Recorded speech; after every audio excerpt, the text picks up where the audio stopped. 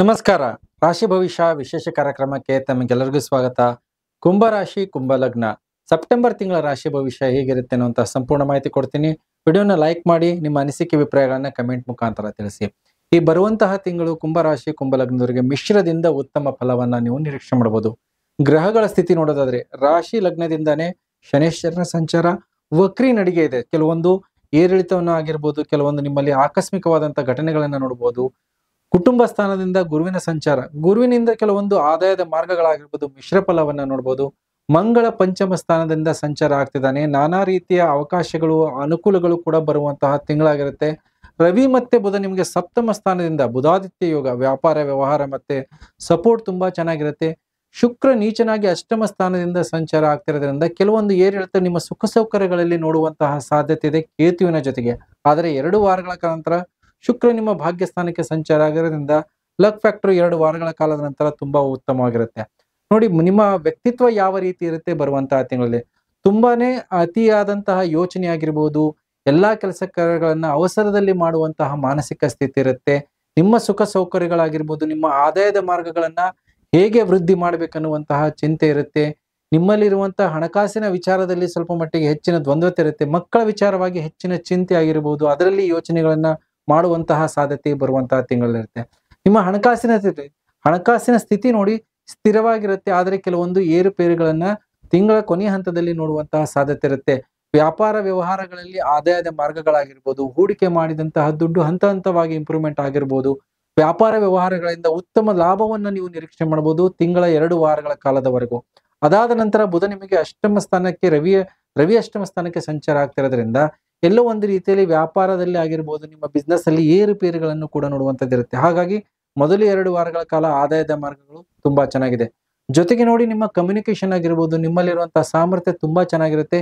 ನಿಮ್ಮ ಇಷ್ಟಾರ್ಥಗಳನ್ನ ಸಿದ್ಧಿ ಮಾಡೋದ್ ಕಡೆಗೆ ನೀವು ಫೋಕಸ್ ಇರುತ್ತೆ. ನಿಮ್ಮಲ್ಲಿ ಏನ್ ಟ್ಯಾಲೆಂಟ್ ಇರುತ್ತೋ ಅದನ್ನೇ ಮಾಡುವಂಥದ್ದು, ನಿಮ್ಮ ಮನಸ್ಸಿಗೆ ತೋಚಿದ್ದನ್ನೇ ನೀವು ಮಾಡುವಂತಹ ಸಾಮರ್ಥ್ಯ ಬರುವಂತಹ ತಿಂಗಳಿರುತ್ತೆ. ನಿಮ್ಮ ಇಷ್ಟಾರ್ಥಗಳು ಕೂಡ ಸಿದ್ಧಿಯಾಗುವಂತಹ ಯೋಗಗಳಿದೆ.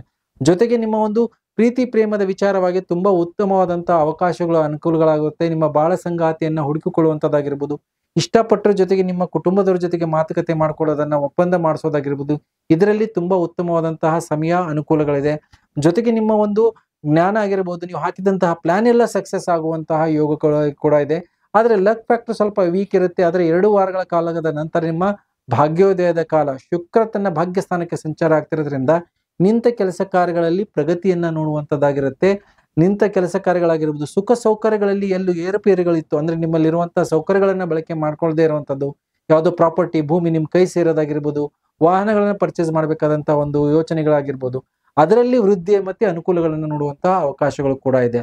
ಜೊತೆಗೆ ನಿಮ್ಮ ಒಂದು ಇರುವಂತಹ ವೃತ್ತಿ ಜಾಬ್ ಅಲ್ಲಿ ತೃಪ್ತರಾಗಿರ್ತೀರಾ, ಆದರೆ ಕೆಲಸದ ಒತ್ತಡ 2 ವಾರಗಳ ಕಾಲದ ನಂತರ ನಿಮ್ಮಲ್ಲಿ ವೃದ್ಧಿ ಆಗುವಂತದ್ದಾಗಿರುತ್ತೆ. ಜೊತೆಗೆ ನೋಡಿ, ಮಾಡುವಂತ ಕೆಲಸ ಕಾರ್ಯಗಳಲ್ಲಿ ಕೆಲವೊಂದು ಅಡೆತಡೆಗಳನ್ನ ಕೂಡ ನೋಡುವಂತದ್ದಾಗಿರುತ್ತೆ.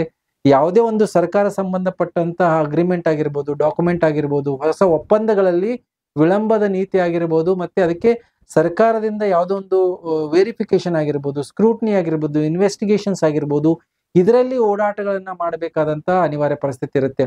ಮುಖ್ಯವಾಗಿ ಸರ್ಕಾರಕ್ಕೆ ಸಂಬಂಧಪಟ್ಟಂತಹ ಯಾರು ಕೆಲಸ ಮಾಡ್ತಿರ್ತಾರೋ ಅಂತವರು ಆಕಸ್ಮಿಕ ವೇರಿಯೇಷನ್ಸ್ ಅನ್ನು ನೋಡಬಹುದಂತ.